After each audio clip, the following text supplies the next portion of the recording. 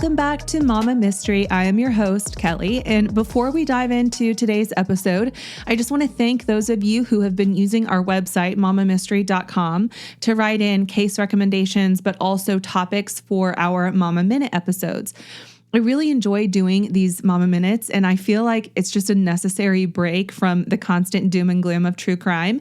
Maybe not all of you can relate to this, but I sometimes feel a little burnt out on true crime, so I just feel like I need a brain break, and this is really what those episodes are for. So if you don't need them, you can skip them, of course, but if you are enjoying those episodes, be sure to let us know. And if there's ever a topic that you want us to cover or a recommendation for a true crime case, you can fill out the form on our website, mamamystery.com. Now let's get into today's case. Mark and Christine Lundy were living the dream. They were married for 17 years, raising their bright 7-year-old daughter Amber in the quiet town of Palmerston North, New Zealand. But in August of 2000, that peaceful life was shattered when a friend made a horrifying discovery. Christine and Amber were found brutally murdered in their own home. The scene was so violent that it stunned the entire community. What could have happened? Was this a random act of violence or something more calculated? The truth would turn this very small town upside down. But first, to understand what happened, we have to go back to August of 2000. The Lundy family, Mark, Christine, and their 7-year-old daughter Amber, lived in Palmerston North, New Zealand, and by all appearances, they were the epitome of a wholesome, tight-knit family. Palmerston North was perfect for them. Think small town vibes, a slow pace, a kid-friendly atmosphere that any parent would dream of. Mark was this big, tall guy with kind of thinning brown hair and those thick 90s style like Coke bottle glasses that were huge back then. And Christine, on the other hand, was shorter, a little curvier, and she had a bright, blunt, blonde bob. Say that 10 times fast. Bright, blunt, blonde bob with glasses to match. The Lundys had been married for 17 years, and by all accounts, their relationship seemed solid. They rarely fought and seemed to have a really strong bond, being each other's best friends. They also had a daughter named Amber, a bright, outgoing little girl who was adored by her teachers.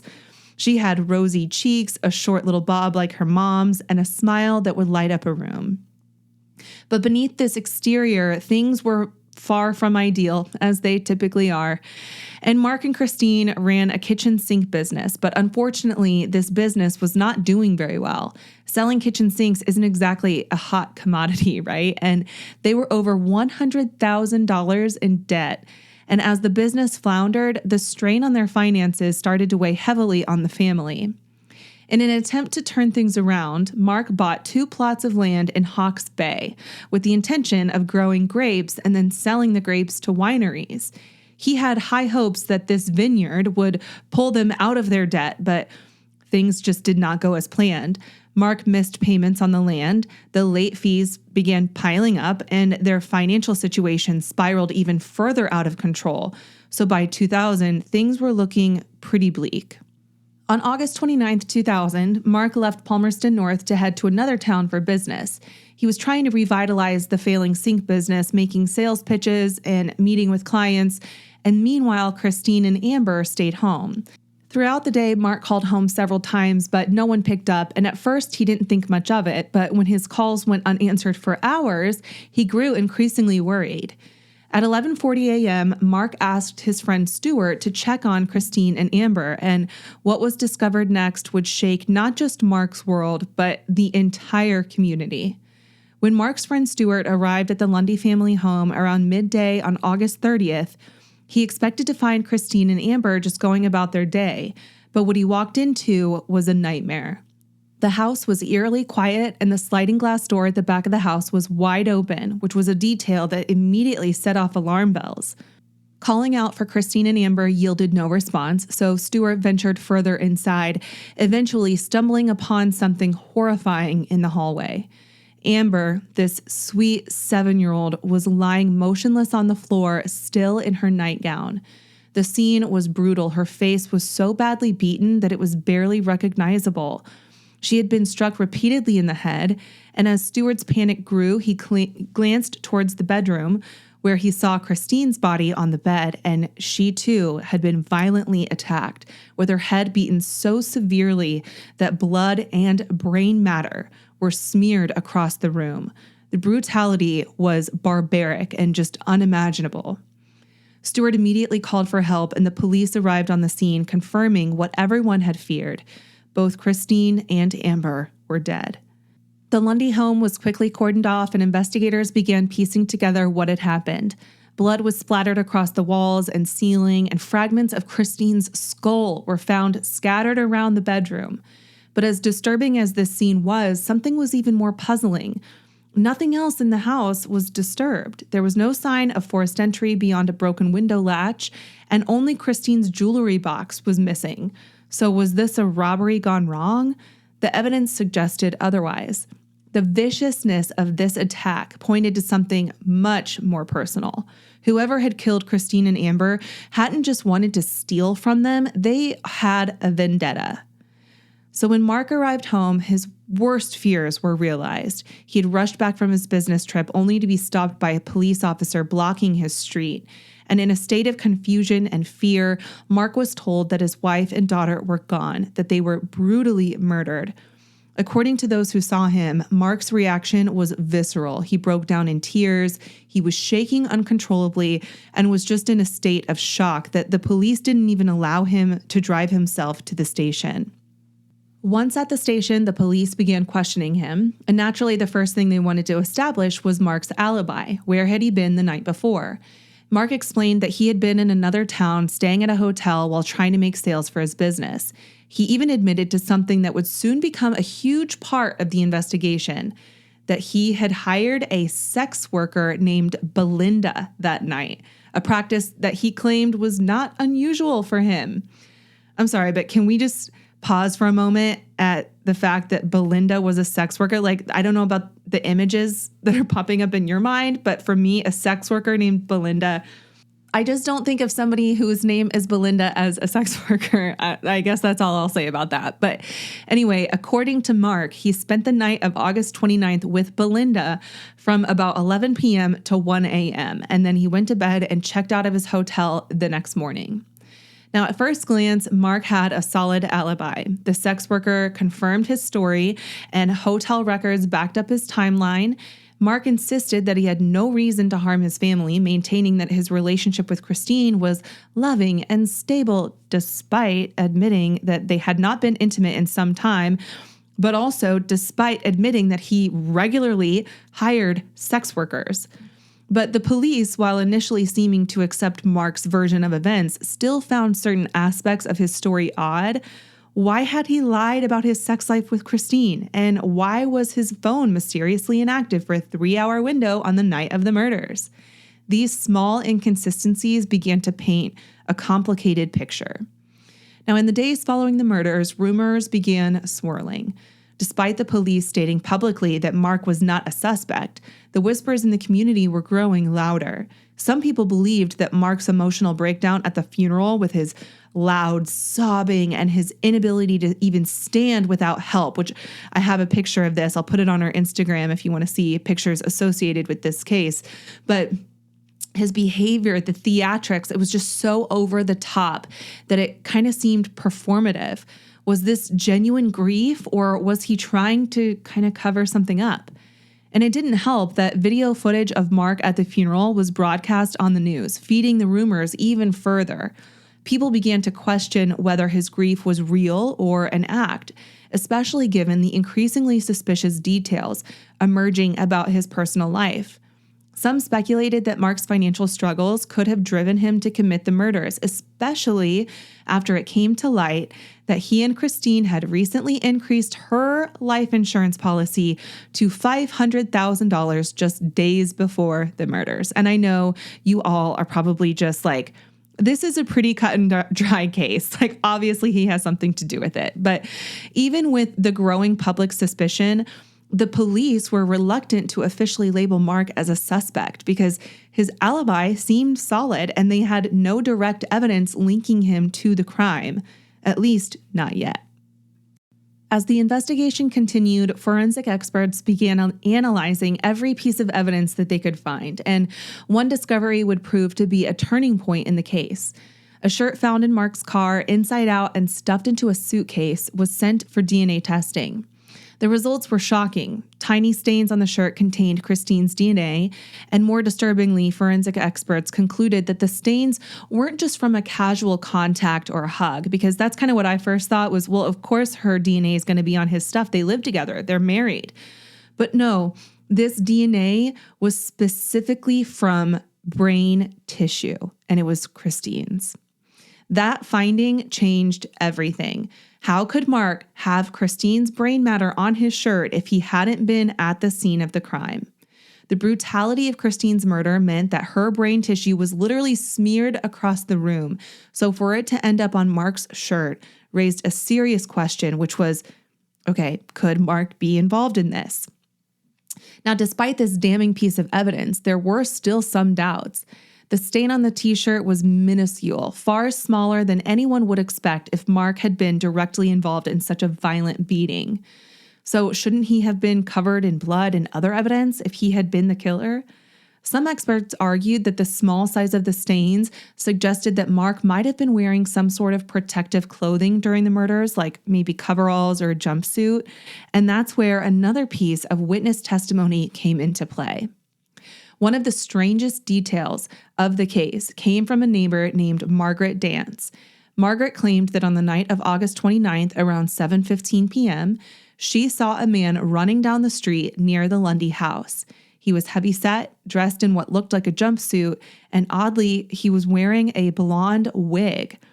As the man ran past her, Margaret realized that he seemed frightened and possibly even panicked. Margaret thought that the man resembled Mark, but she just couldn't be certain. Still, her account added a bizarre twist to the case, suggesting that Mark may have been disguising himself in order to carry out the murders without being recognized. But while this testimony was intriguing, it wasn't enough on its own to conclusively tie Mark to the crime. There were too many unanswered questions. How did he manage to drive between the two towns within that tight timeline?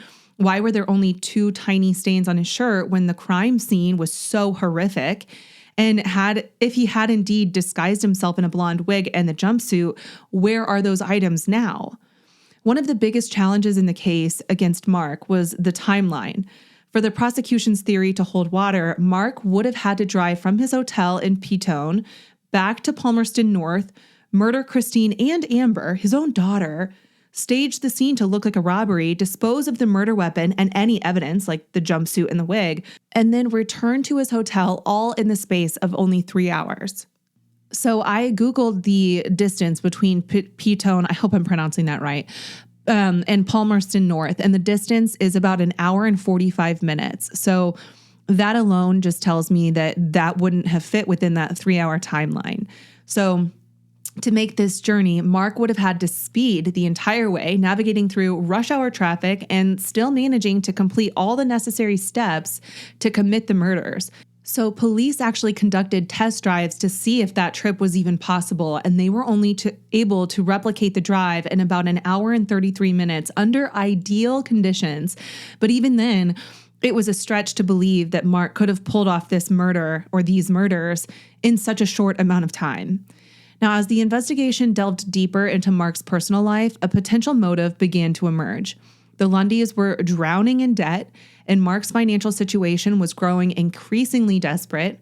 His vineyard investment was failing, the kitchen sink business was floundering, and bills were piling up. Just a day before the murders, Mark received a notice about a missed payment on his land, threatening foreclosure if he didn't come up with the money soon. Then there was the life insurance policy. Mark and Christine had signed papers to increase her coverage just 5 days before the murders, boosting it from $200,000 to $500,000. The timing was obviously suspicious, to say the least. Was Mark planning to murder his wife for the payout, believing it would solve all of his financial problems? But still, there were complications. The life insurance policy would not have paid out immediately.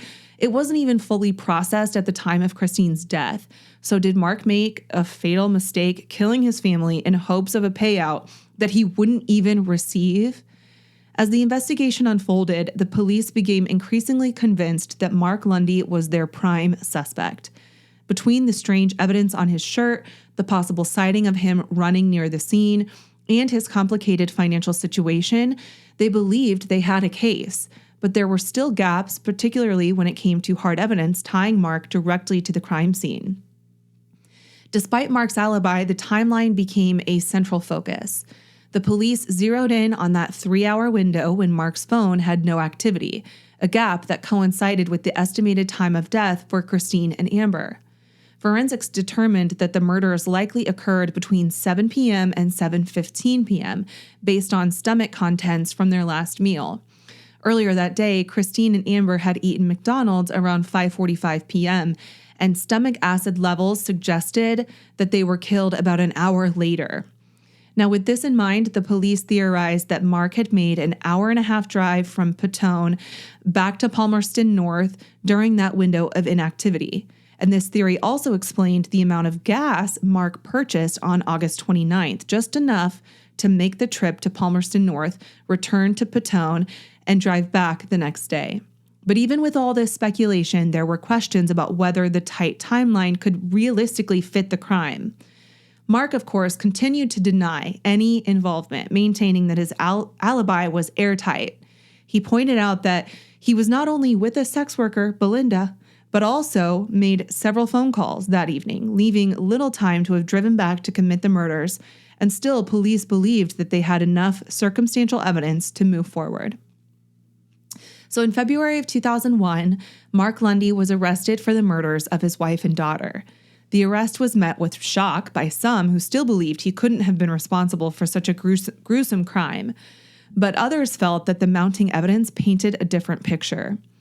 The prosecution's case hinged on several key points: the DNA evidence on Mark's shirt, the testimony of the neighbor who saw a man resembling Mark near the scene, and the financial motive that tied everything together. According to the prosecution, Mark had become desperate, facing financial ruin. He had taken out a larger life insurance policy on Christine and murdered her in hopes of collecting the payout, killing Amber only because she had witnessed the crime. During the trial, the prosecution painted a damning portrait of Mark as a man willing to do anything to escape his financial problems, even if it meant committing such an unspeakable act against his wife and child. They also presented evidence that Christine was found naked, which they argued was a part of a ruse to make the murder appear sexually motivated or part of a robbery gone wrong. However, the brutal nature of the attack suggested a much more personal motive. For his part, Mark took the stand and insisted that he loved his family and would never hurt them. He reiterated that his alibi placed him far away from the crime scene during the time of the murders. And he admitted to cheating on Christine with that sex worker, but claimed that it was unrelated to his family's deaths. Mark's defense team also pointed out that if he had committed such a violent act, there would have been far more blood and DNA evidence on him, not just the small stains on his shirt. But the jury found the DNA evidence compelling, and the forensic timeline supported the theory that the murders took place during the window of Mark's phone's inactivity. After 7 hours of deliberation, the jury found Mark Lundy guilty of the murders of Christine and Amber.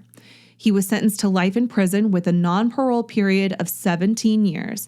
However, the case was far from over.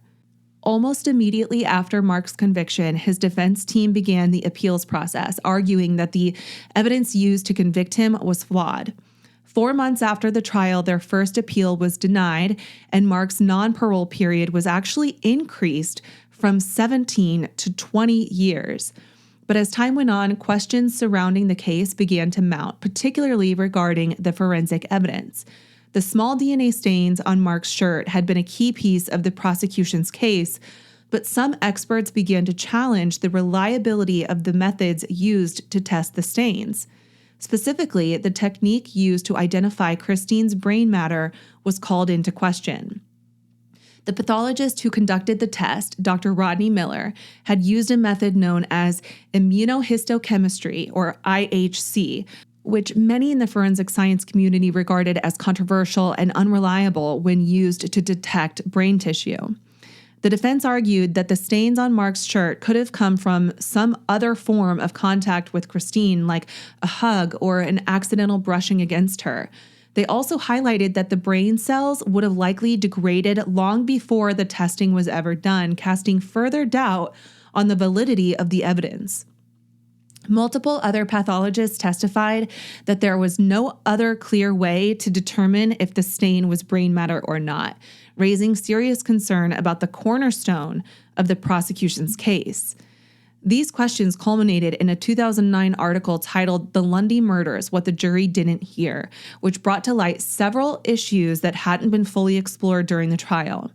The article suggested that much of the forensic evidence was unreliable and raised concerns about the timeline of the murders, particularly the assumption that Christine and Amber were killed shortly after eating. The article also pointed out several pieces of evidence that hadn't been thoroughly examined during the initial investigation. For instance, there were fingerprints, palm prints, and footprints found at the crime scene that did not match Mark's, suggesting the possibility of another perpetrator. Additionally, Christine and Amber both had DNA from unidentified males under their fingernails, indicating that they may have fought off an attacker. The presence of these defensive wounds and DNA raised new questions. If Mark wasn't the killer, then who was? The defense began to develop an alternative theory suggesting that Christine's brother, Glenn, could have been involved. Glenn was the one who had discovered the bodies, and during the initial investigation, he had told the police that Amber had gaping head injuries.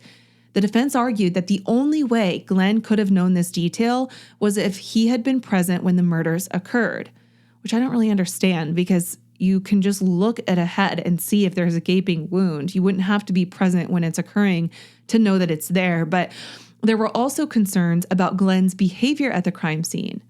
When police arrived, they noticed that Glenn had a fresh scratch on his nose. And while Glenn initially dismissed it as being from a cat, he later admitted that he had a habit of picking at scabs. And this, combined with blood evidence found in Glenn's car and home that was a partial match to Christine and Amber, raised more red flags.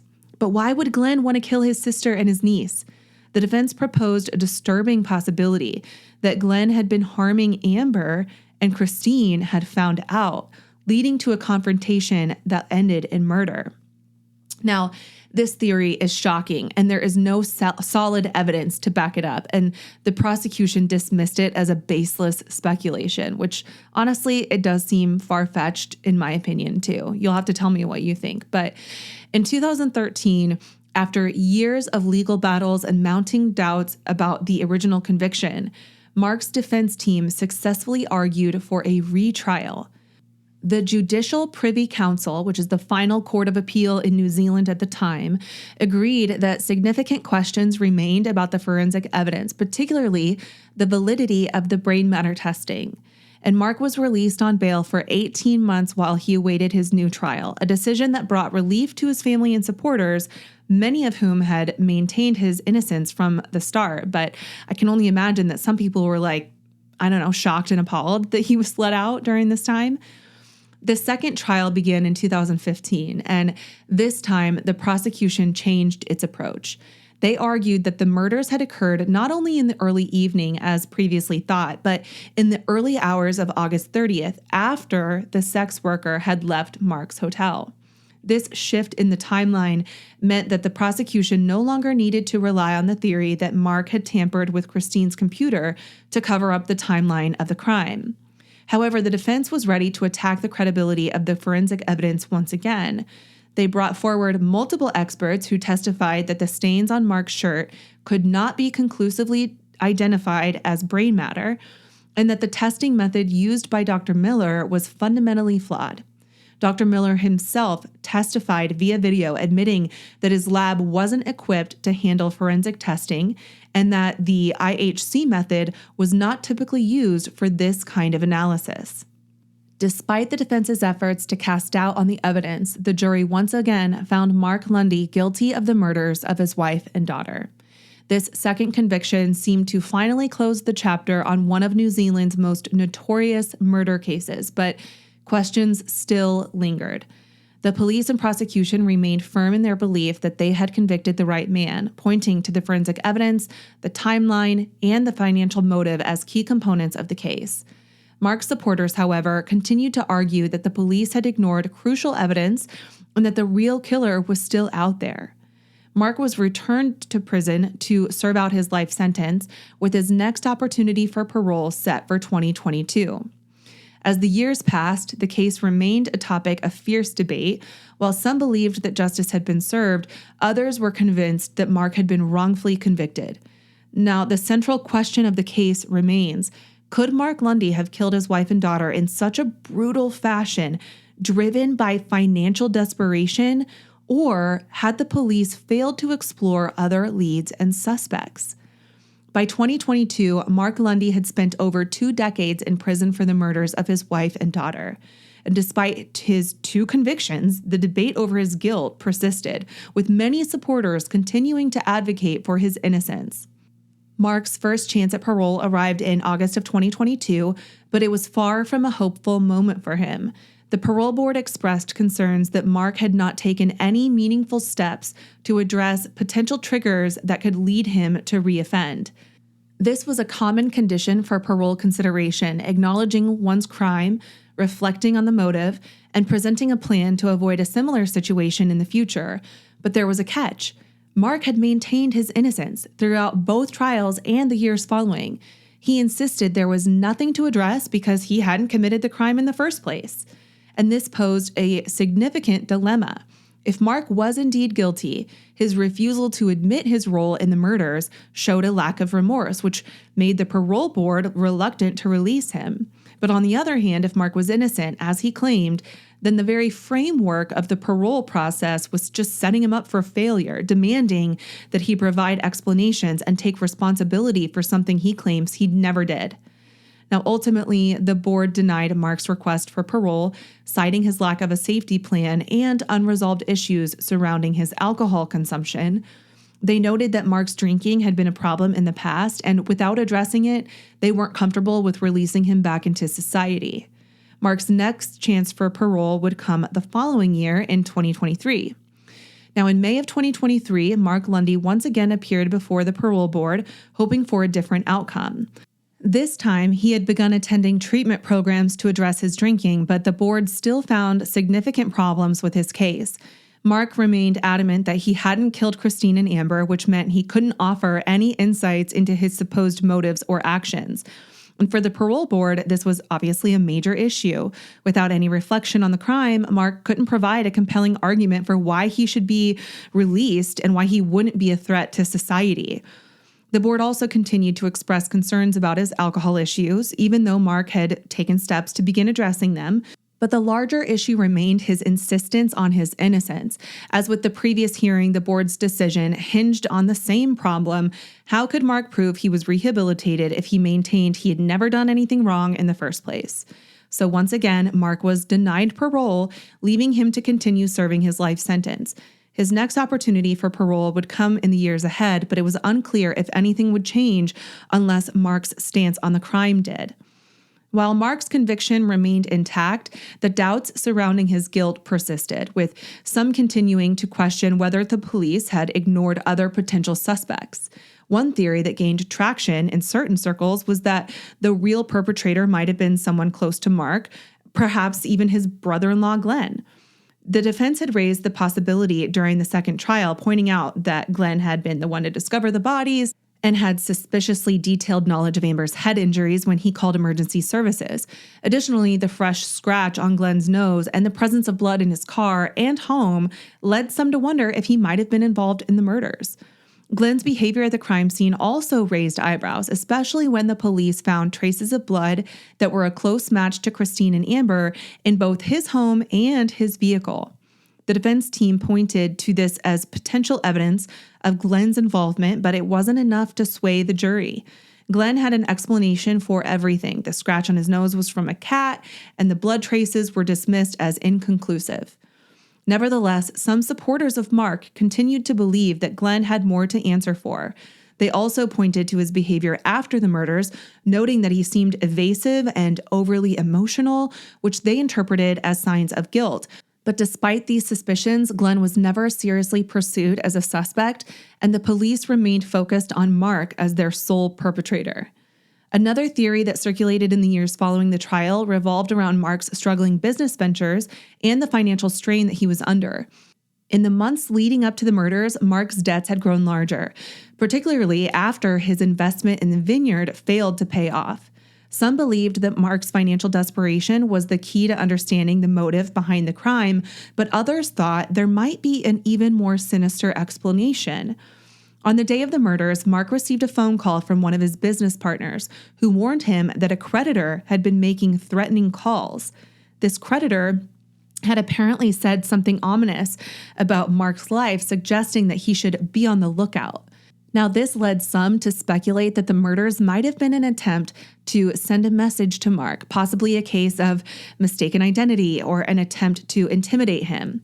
And while this theory had some traction, the police ultimately ruled it out after investigating the person who made the call. The individual was interviewed and offered immunity in exchange for admitting involvement in the murders, but they denied any connection to Christine and Amber's deaths. The case also had its share of other unexplored leads, with some pointing to individuals in Christine's life who may have had a motive to harm her. One such individual was a former coworker of Christine's who reportedly had a contentious relationship with her. And this person also had a violent past, leading some to wonder if they might have had a hand in the killings. However, when the police approached this former coworker, they refused to provide their DNA, a fact that only added fuel to the speculation. While refusing to provide DNA isn't inherently suspicious, it was enough for some to consider this individual as a possible suspect, though the police never pursued the lead aggressively. These lingering questions and unexplored leads have kept the case alive in the minds of many, even as Mark continues to serve his life sentence. With the defense team's efforts exhausted and Mark's repeated denials of guilt, the case remains one of New Zealand's most debated mysteries. More than 2 decades after the murders of Christine and Amber Lundy, the case continues to captivate the public. For some, it's a straightforward story of a man driven to desperate measures by financial ruin. For others, it's a tale of a miscarriage of justice with an innocent man wrongfully imprisoned while the real killer walks free. Mark Lundy remains behind bars with his next parole hearing years away. Whether or not he will ever be released is uncertain given his steadfast refusal to admit to the murders. For the parole board, this remains a sticking point. Without an acknowledgement of guilt, they are unlikely to ever feel confident in his rehabilitation. Now, in the end, the Lundy family murders are a tragic reminder of the dark complexities that sometimes lie beneath the surface of seemingly perfect lives. A small town like Palmerston North, with its friendly, quiet atmosphere, never expected to become the center of such a horrific crime. The brutality of the killings shocked the community to its core, and the questions surrounding the case, both about Mark's potential guilt and the possibility of other suspects, continue to haunt those who followed it.